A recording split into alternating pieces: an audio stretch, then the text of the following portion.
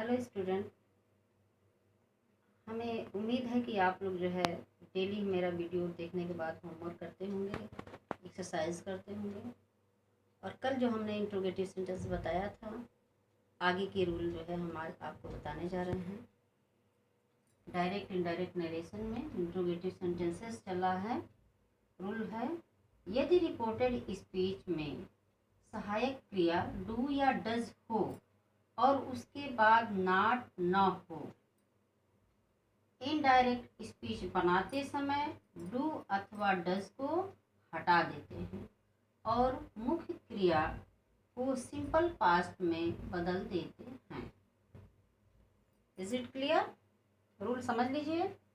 अगला जो है डायरेक्ट एग्जाम्पल है आपके सामने। She said to me, do you know Sohan. अब आप ये देखिए, क्वेश्चन मार्क है यानी इंट्रोगेटिव सेंटेंस है। अब ये जो है, जब क्वेश्चन होता है डू यू नो सोहन, क्या आप सोहन को जानते हो, तो ये जो है जब डू से स्टार्ट हुआ है यानी कि क्या तुम, नो मीन्स जानते हो, सोहन को जानते हो, तो ये क्वेश्चन पूछा जा रहा है, आस्क कर रहा है। यानी कि जब हम सेड टू को आस्क में बदल देंगे यानी हो जाएगा सी आस्क्ड मी। अब कनेक्टिव वर्ड दोनों को जोड़ने के लिए हमने बताया था कि इंट्रोगेटिव सेंटेंस है तो इफ या वेदर से जोड़ते हैं। तो if she asked me, if. अब अगला जो है इफ के बाद जो है आपको लिखना होगा यू, जो प्रोनाउन है इसके बारे में। अब ये जो है रिपोर्टिंग वर्ब के ऑब्जेक्ट के अनुसार चेंज होगा। आपको एस ओ एन जो रूल बताया था फार्मूला, उसके आधार पे आप प्रोनाउन चेंज करते रहें। यू यानी यू आपको मी के अनुसार चेंज होगा, यानी इफ आई, यू की जगह आई हो गया। अब ये जो न्यू नो है, वर्ब है, वर्ब को सिंपल पास्ट टेंस में बदल देंगे यानी डू डज को हटा देते हैं और मुख्य क्रिया को सिंपल पास्ट टेंस में बदल देते हैं। ये रूल है। तो ये वर्ब जो है आपका नो, इसको पास्ट टेंस में बदलना है। तो I K N E W, knew Sohan, full stop, क्योंकि इंट्रोगेशन मार्क हट जाएगा जब हम इसको इनडायरेक्ट बनाते हैं। तो एसर्टिव सेंटेंस में इसको कर देते हैं इनडायरेक्ट स्पीच को। तो यहाँ पर आप देखिए, शी सेड टू को asked me, if connective word है, यू की जगह आई हो गया, आई, नो का न्यू, क्योंकि सिंपल पास्ट टेंस में बदल देते हैं, डू डज को हटा देंगे, डू डज को हटा देंगे यानी डू को हमने हटा दिया है और नो का न्यू हो गया पास्ट टेंस में। तो आपका होगा she asked me if I knew Sohan, full stop. इसी तरह से नेक्स्ट आपका एग्जांपल सामने है। Sita said to me, do you go there. ये भी क्वेश्चन है, क्या तुम देयर वहां जाते हो, तो हो जाएगा Sita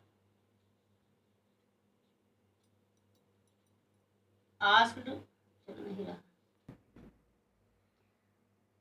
asked, Sita said to हरी, यानी सीता आस्क्ड, सेड टू को आस्क्ड हो गया, आस्क्ड हरी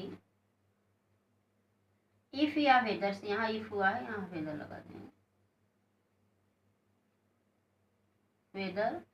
अब यू है, यहाँ पे देखिए यू सेकंड पर्सन प्रोनाउन है, ये हरी के अनुसार चेंज हो जाएगा, इसके हरी के अनुसार यहाँ पे हो जाएगा वेदर ही, हरी क्या है, हरी के लिए ही आ जाएगा, वेदर ही। अब गो है, गो का पास्ट क्या होगा, वेंट देयर, यानी Sita asked Hari whether he went there. हाँ, तो बच्चों अगला रूल है, यदि रिपोर्टेड स्पीच में, यदि रिपोर्टेड स्पीच में डू या डज के बाद, डू या डज के बाद नॉट हो तो क्या है, यदि रिपोर्टेड स्पीच में डू या डज के बाद नॉट हो तो डू या डज के स्थान पर डिड कर दिया जाता है। एग्जाम्पल है, father said to me do you not obey me. यहाँ भी क्वेश्चन पूछा जा रहा है, फादर सेड टू मी यानी फादर आस्क्ड मी हो जाएगा, फादर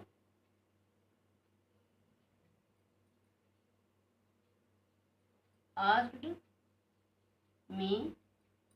अब ये जो है कनेक्टिव वर्ड इफ, यू जो है मी के अनुसार हो जाएगा, इफ आई। अब डू नॉट, डू है तो डू नॉट आया है तो did not, if I did not